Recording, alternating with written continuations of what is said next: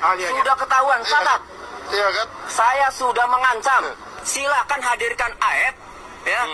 Yang awalnya dalam kompresi Polda itu diantaranya pengakuan AF. Kami akan cecar. Siapa tahu jangan-jangan AF ini terlibat. Catat itu. Kemudian yang kedua, siapa lagi? Sudirman. Ya. Kami akan tanya dari hati ke hati nanti, karena kami ini orang Cirebon, ibu orang Cirebon, Pak Sudirman orang Cirebon, akan ditanya, orang Sudirman diumpetin aja di Polda itu apa maksudnya?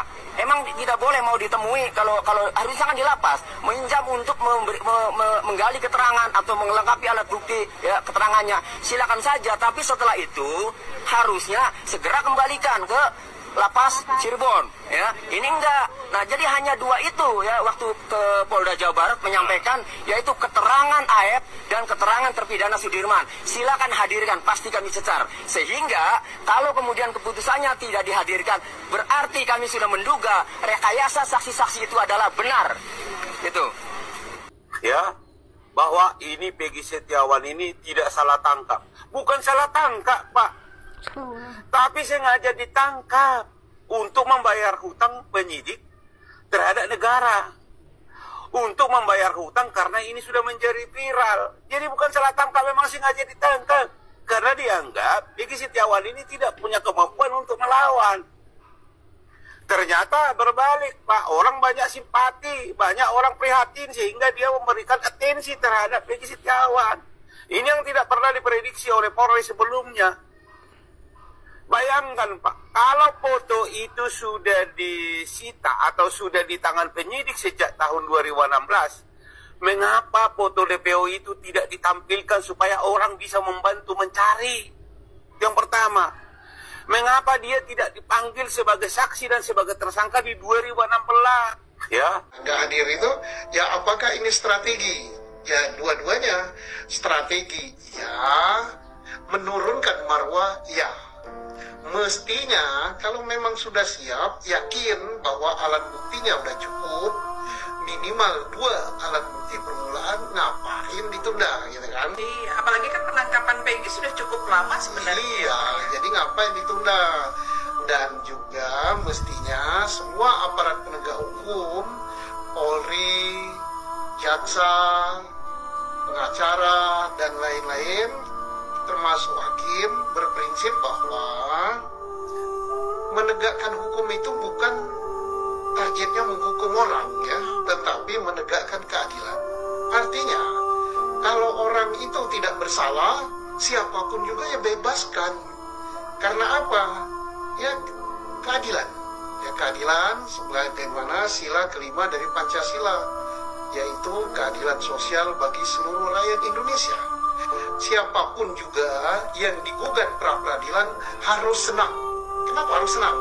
Karena hasil kerjanya tidak hanya dikoreksi oleh instansinya sendiri, tapi dikoreksi oleh pihak lain dan diputus oleh pengadilan. Jika ada kepuasan, oh iya, tiba-tiba saya salah. Gitu.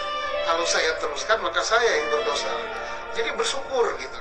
Nah, prinsip itulah yang harus dipegang oleh semua aparat penegak hukum.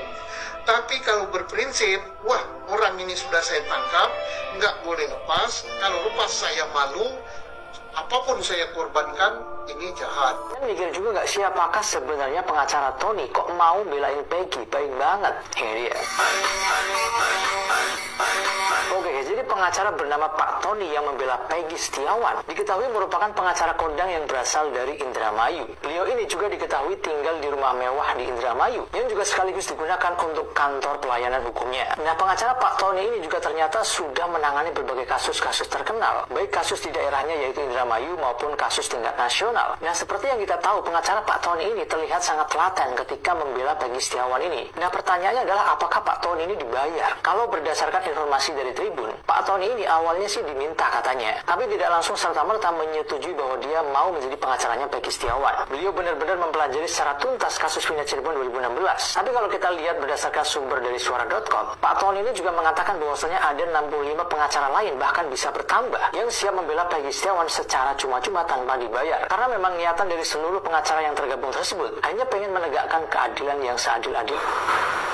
Penelitian aman tim jaksa pada tanggal 24 Juni 2024, tim jaksa peneliti sudah mengirimkan pemberitahuan bahwa hasil penyidikan belum lengkap kepada rekan-rekan